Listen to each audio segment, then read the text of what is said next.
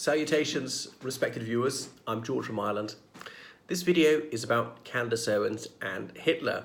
Well, you might only have heard of one of the two. Candace Owens, in case you don't know, is an American, and she is well known for being a conservative activist.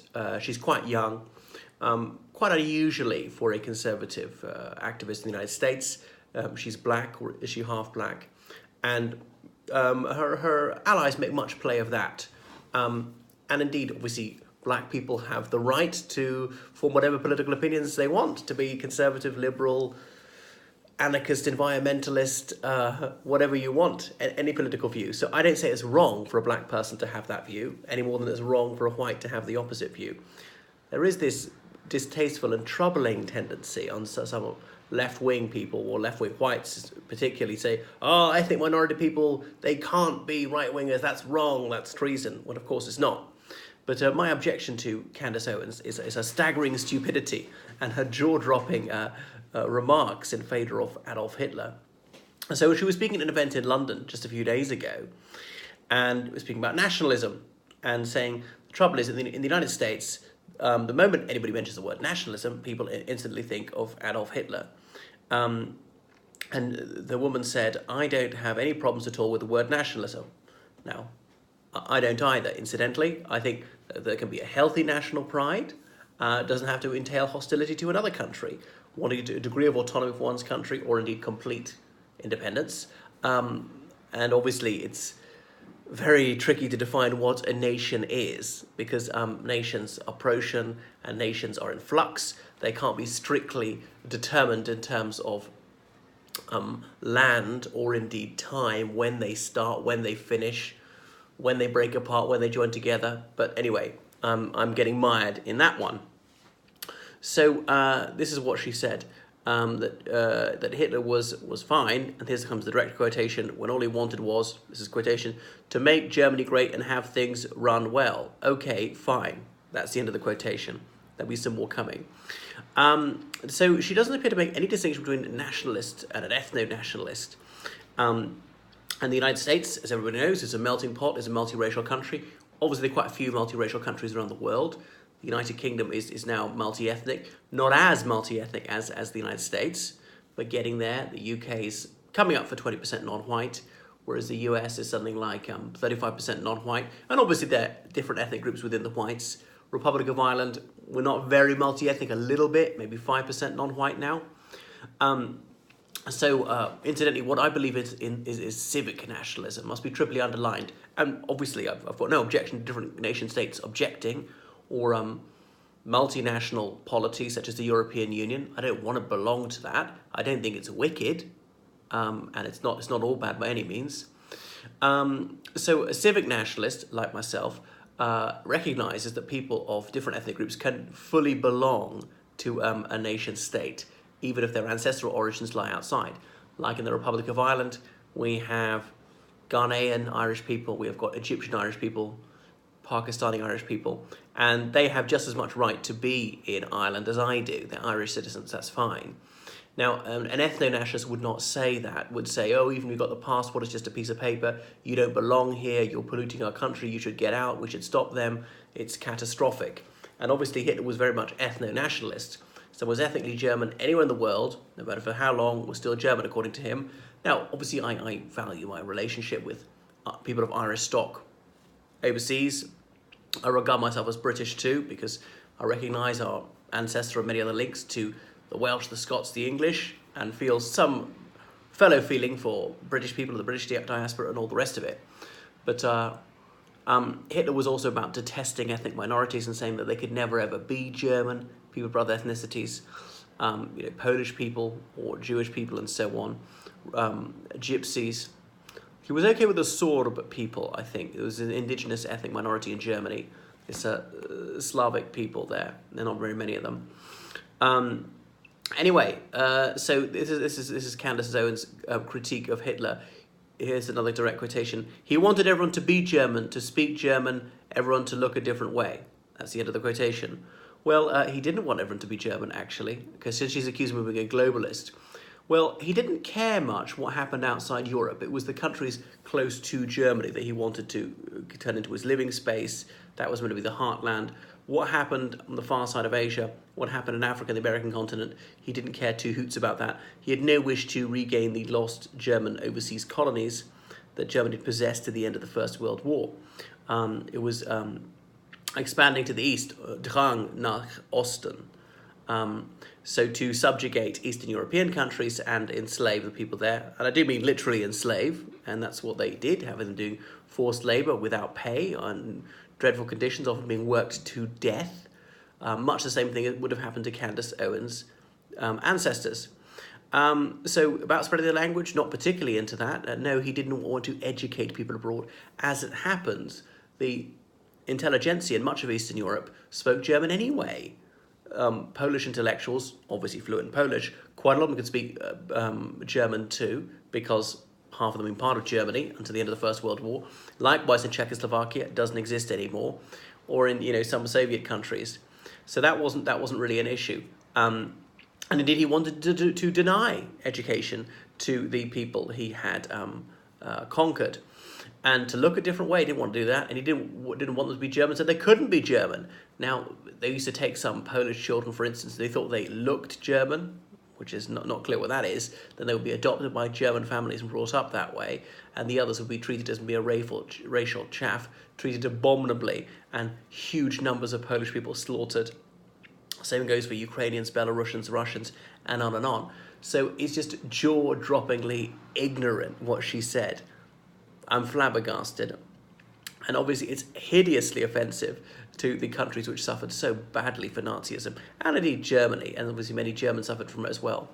Now, so here she is raising this glad hymn of praise to Adolf Hitler, a man who is iconified by the Ku Klux Klan, the sort of people who would like to lynch her.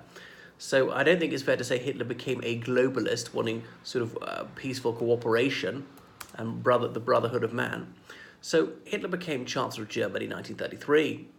He didn't take over an inch of foreign land until March 1938, and that was Austria. And Austria was arguably not even foreign. You could call the people ethnically German. They already spoke German anyway. All right, you might say they're not ethnic German. But there was certainly a sister nation of the Germans. That's where Hitler was from, after all. And there was a referendum. I know it was an unfair basis. I don't think many people doubt that the cause of German unity would have won in Austria anyway, even if it had been on a level playing field, but it wouldn't have been as high as 99%. So, so that was that. So that's arguably not really a takeover. I know the German army went in first of all and supervised the referendum. As I say, it was held on an unfair basis, but that changed the scale of the victory, not the result. Then September 1938, taking the Sudetenland. Again, that had an ethnically German majority, but legally it was part of Czechoslovakia. So was this even taking over foreign land? That's debatable. So the Czechoslovak government didn't like it, but they agreed to it under threat of war. March 1939, and that really is taking over territory where he wasn't wanted, taking over the rump of Czechoslovakia. And there were very few ethnic Germans there, and there's no question that was seizing somebody else's land. And that was subjugating people. So in Miss Owens' book, until about that time, Hitler hadn't done anything wrong. So what was wrong before? Remember, she thinks she was trying to make Germany great again, which is distressingly reminiscent of Hitler's, not Hitler's. I wonder why I made that mistake. Distressingly reminiscent of Trump's slogan, "Make America Great Again." Okay. So this will be making Germany great again, being totally anti-democratic. Obviously, his tub-thumping, hate-filled demagoguery, slaying political opponents by the hundreds, including members of his own party. Banning the free media in terms of newspapers and radios, making sure that all films were Nazi propaganda, outlawing other political parties, banning trades unions, and obviously having a dummy trades unions, taking away the right to strike, abolishing the right to appeal. I think Trump, facing all these investigations, he really wants the right to appeal. Opening concentration camps, suspending habeas corpus, so slinging people into concentration camps without trial, or indeed any charge, occasionally people being found not guilty of a crime, but immediately being arrested outside and calling it protective custody and taken straight to the concentration camp, where the system became increasingly brutal with hard labour, inadequate rations, clothing, housing, and sanitation. So these vicious anti-gay campaigns, holding completely fraudulent elections, and Operation Hummingbird, which I mentioned, obviously in 1934, where hundreds of his political enemies were shot dead, including members of his own party. That's making Germany great again, almost like that's what you'd like to see in the United States. So the Nuremberg laws, passed in 1935, all about racial discrimination against the Jewish minority in Germany. That would be making Germany great again, I suppose Miss Owens would believe. Operation T2 started before the Second World War. That is the murder of mentally and physically disabled people, say elderly people suffering from Huntington's chorea, people who are suffering from things like Down syndrome. So tens of thousands of people put to death by doctors and nurses. And obviously racial discrimination against black people, the so-called Rhineland bastards. I don't like to use that opprobrious term. That's Hitler's term, not mine. So mixed race people, just like Miss Owens in the Rhineland, being taken and being forcibly sterilised. Now, patients should not be given operations they don't want against their will. So these teenagers, the offspring of black French colonial troops and German women born in the early 20s, they were then rendered unable to have children because it was thought to be racial shame because Hitler so detested black people. And it is staggering that Miss Owens should be so fond of Hitler and thought that he did some splendid things at a domestic level. And she's very worried by the idea of a low birth rate, just like Hitler was. Not that being concerned about a low birth rate is necessarily a bad thing. So one of the curious ironies is Miss Owens often rails against affirmative action, yet she benefits from it because she's been so supported by the conservative movement and financially bankrolled and wheeled out as an alibi against racism, saying, we can't possibly be racist, here is Miss Owens, and she's black. When she wouldn't have got this far if she were white.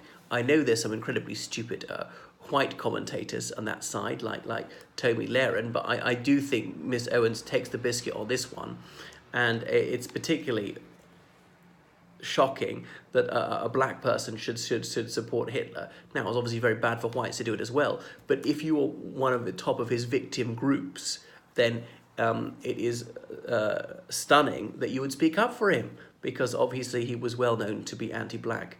So there we are.